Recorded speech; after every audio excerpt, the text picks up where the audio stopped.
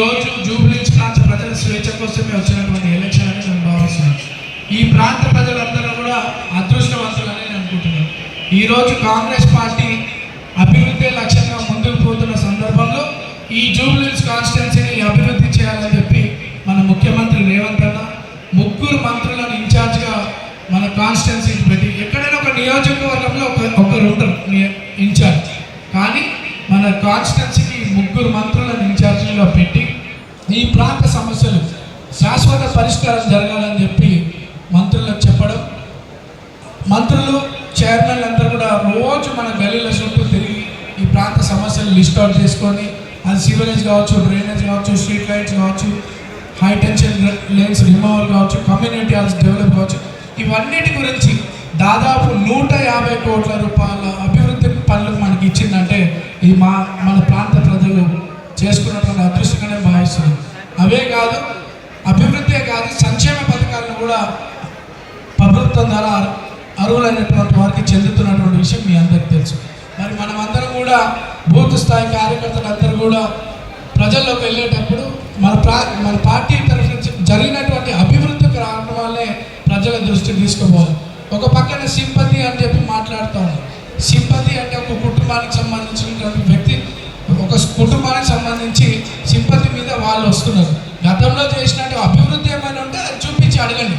ఈరోజు కాంగ్రెస్ పార్టీ 2 నెలల్లో 150 కోట్ల రూపాయల వర్కులే కాకుండా, సంక్షేమ పథకాలే కాకుండా, రాబోయే రోజుల్లో ఈ ప్రాంతంలో ఉన్నటువంటి సమస్యలన్నిటి కూడా శాశ్వత పరిష్కారం చేసే విధంగా ముందుకు పోతున్నటువంటి విషయం మీద మనం అభివృద్ధి లక్ష్యంగా ముందుకు తీసుకుపోవాలని చెప్పి కార్యకర్తలను తెలియజేసుకుంటూ, మరి ఇందాక మా సోదరులందరూ చెప్పుకుంటాం, కేసులు పెడుతూ అందరినీ ఇబ్బందులు పెట్టినారని చెప్పి చెప్పడం జరుగుతూ ఉంది.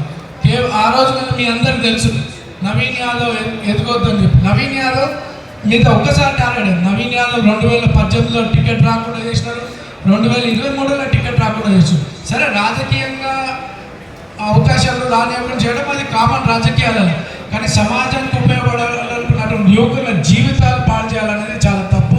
ఆ నైజం బీఆర్ఎస్ పార్టీది. కానీ సమాజానికి ఉపయోగపడాలనుకున్నటువంటి యువకులను ప్రోత్సహించే నైజం మన రేవంత్ అనేది మన కాంగ్రెస్ పార్టీ అని చెప్పి ఈ సందర్భంగా తెలియజేసుకుంటూ, మరి ఇన్నేళ్ల చరిత్రలో మనకు ఒక అవకాశం వచ్చింది. ఇదే డివిజన్ ఈ యూసుఫ్ కూడా పుట్టి పెరిగిన మీ అందరి ముందు ఒక తమ్ముడుగా, ఒక సోదరుడిగా మీ కళ్ళ ముందు ఎదిగినో నేను. అందరు కూడా వివిధ పార్టీలు లేనప్పుడు కూడా నేను అందరినీ కూడా గౌరవించే ఉండేటోడు. ఈరోజు మన ప్రాంతానికి ఒక అవకాశం వస్తుంది. ఇంతకన్నా పెద్ద అవకాశం మళ్ళీ ఎప్పుడు వస్తుందన్నది తెలియదు. కానీ మనందరికీ కూడా పెద్దల గౌరవం నిలబెట్టాలంటే మన మంత్రులు 3 నెలలుగా కష్టపడుతూ పార్టీని బలపరిచినారు. ఈ ప్రజల కోరిక వరకు స్థానికులకు అవకాశం కల్పించినారు.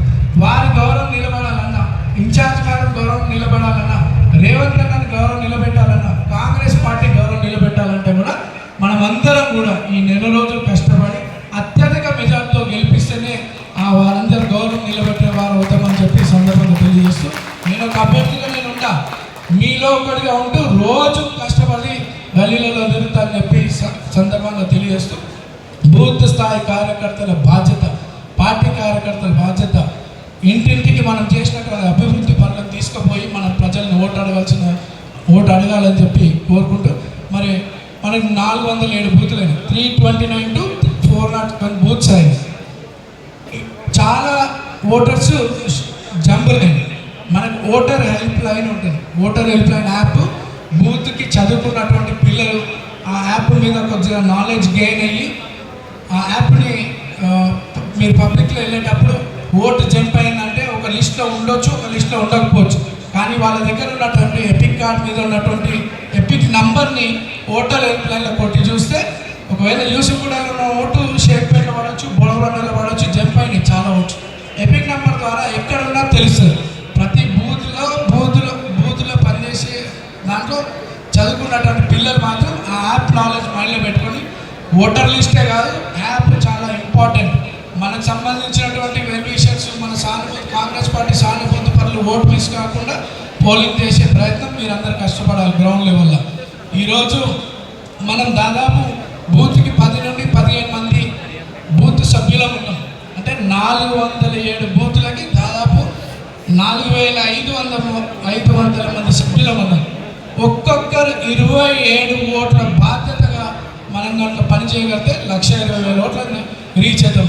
ఇక్కడ ఉన్న ఖాళీ ఒకరోజు మీరు సీరియస్గా కూర్చొని మన ఇంటి ఓట్స్, మన టెనెంట్స్ ఓట్స్, మన పని వాళ్ళ, మన ఇంట్లో పనిచేసే వ్యక్తులు కానీ బంధువులు కానీ లిస్ట్ అవుట్ చేసుకుంటే 1,20,000 ఓట్లు మన కార్యకర్తలలోనే వెళ్తాయి. ఎందుకంటే 4 లక్షల ఓట్ల ఉన్నటువంటి మన జూబ్లీస్ నియోజకవర్గంలో 1,70,000, 1,80,000 పోల్ అవుతున్నాయి.